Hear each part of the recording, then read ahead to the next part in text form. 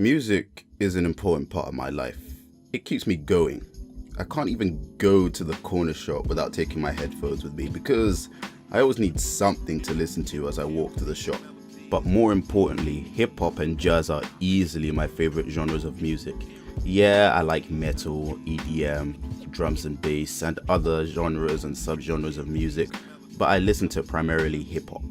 And not that mumble rap shite, but top tier wordsmiths like Lupe Fiasco, Mos Def, MF Doom, Kendrick Lamar, Nas, Tupac, Biggie, Big Pun, Danny Brown, Ab-Soul, Isaiah Rashad, Outkast, A Tribe Called Quest, Aesop Rock, Joey Badass, and many other great rappers. But through high school and college, I completely fell out of love with hip hop for multiple reasons. One of them being, I just got into other genres of music like EDM, punk rock, metal, and different alternative genres. And secondly, I just became ignorant and intolerant of mainstream hip hop. And I started thinking every hip hop song sounded like Racks on Racks by YC or Rack City by Tyga. And songs similar to them completely put me off hip hop, which was stupid because I was aware how great underground hip hop was. I just had a very dismissive attitude back then. But that was until the summer of 2013. By chance, I stumbled across Samurai Champloo.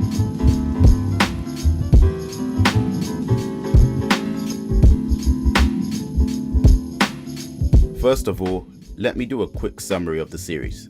Two samurai, one having a really dirty and unpredictable fighting style, Mugen, and the other samurai having a very clean cut and disciplined fighting style, Jin, who are forced to travel with a young girl, Fu, because they both lost a bet to her. So all three of them go on a journey together to find the mysterious samurai that smells of sunflowers. That was a really brief and bad summary. Watch the fucking show, it's great. But anyway, I remember when I first listened to the opening, I was actually surprised at the fact that the opening was in English instead of Japanese, and the rapper Shing02 was spitting some flames. Sharp like an edge of a samurai sword, a mental blade cut through flesh and bone. Though my mind's at peace, the world out of order, missing in a heat, life gets colder. These aren't some crazy Aesop Rock bars where 90% of his lyrics go straight over your head, but these are some really good bars. As a whole, the opening gives you good insight on what's to come, and the series doesn't waste time to cut straight to the chase. The very first episode of the series was just scattered with ass kicking and straight up badassness. Is that a word? Mugen, who I've already said, has easily one of the messiest fighting styles I've ever seen. And the reason for this is because Mugen takes the different fighting styles of samurai he has bested and infuses them all together. And that's why his fighting style is so messy and unpredictable. Hip hop's origin itself is about sampling other genres of music and fusing them together to create hip hop. Even to this day, hip hop still samples music from the 70s and other genres of music, and this is why Mugen is my favorite character.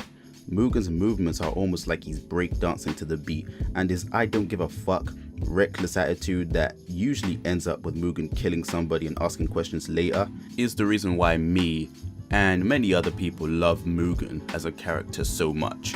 When gangster rap albums like Straight Outta Compton hit the market talking about killing people and fighting police officers, I don't think that NWA expected such massive blowback for that album. But that album was attacked for its violent and sexist lyrics by the media because of the album's fuck you attitude to authority. And that's what made NWA such a polarizing group in their career run. And that's what makes Mugen such a polarizing figure in the show. As stated earlier in the video, Jin has the exact opposite fighting style to Mugen. His movements are so clean and almost too perfect, and that's why he works so well with Mugen. Mugen is short-tempered and for the most part acts without thinking. Jin is a cool, calm, collected person who only really acts when attacked by his opponent. However, at the same time, these two are very much alike. They both stick up a big middle finger to the establishment, the system that keep the common men down. The only difference is that they both express their shared distaste quite differently. And what I really like about this show is that they really explore the characterization of both of these characters, and they show the effect this attitude they both share has on the world around them. I talked a bit about the music earlier in the video, but I want to get deeper into detail with it. A good chunk of the music was done by the late and great Nujabes. What I noticed from a lot of his beats, he has a very similar style to J Dilla. At the time, I wasn't really interested in hip hop, but damn, the music in this show blew me away. To this day, I still chill to hours and hours of Nujabes compilation albums, stoned as fuck working on my school projects. Nujabes has a very good ear when it comes to sound. His music just really blended in with the show. He had certain beats for certain moods and tones.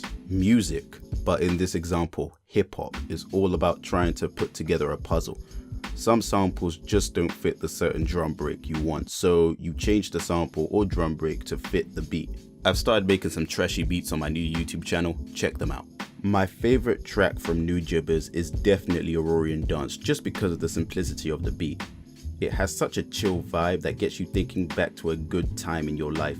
And when a beat can do that to you, you know the brains behind the beat is a genius. Getting back to the topic at hand, I think the main reason why Samurai Champloo got me back into hip hop is because I truly forgot what really made hip hop so great. Hip hop was born from struggle, and Samurai Champloo is all about our three characters struggling as individuals to find the samurai that smells of sunflowers.